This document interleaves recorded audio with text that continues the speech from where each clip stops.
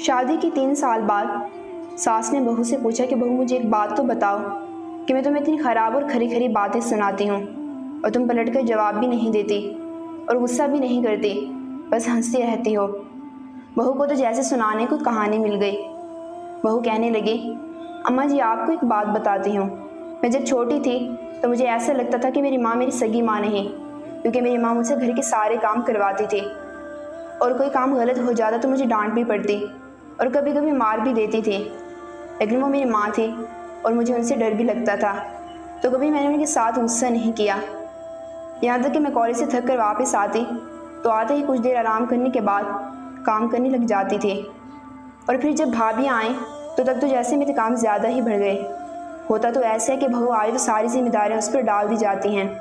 لیکن میری امی سارا کام مجھ سے کرواتی۔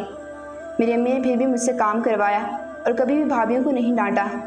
بلکہ ان کے کام بھی مجھ سے کہتی تھی کہ خیر ہے یہ کام کر دو کچھ نہیں ہوتا۔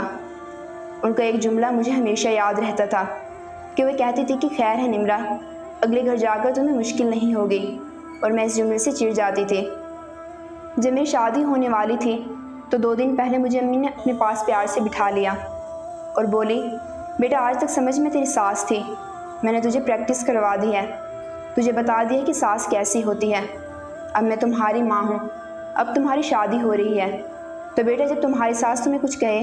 تو سمجھنا کہ میں کہتی تھی، ایسے سمجھنا کہ تمہاری ماں ڈانٹ رہی ہے۔ بس یہی بات تھی کہ مجھے آپ کی باتیں بری نہیں لگتی، کیونکہ میری امی نے مجھے سمجھا کے بھیجا ہے۔ اور پھر بہو کہنے لگی کہ اماں جی آپ نے تو کبھی ڈانٹا ہی نہیں جتنا میری امی ڈانٹتی تھی۔ یہ کہتے ہوئے بہو ہنستی ہوئی کچن میں چلی گئی اور ساس سوچتی رہی کہ کیا واقعی بیٹیوں کی تربیت ایسی کرنی چاہیے۔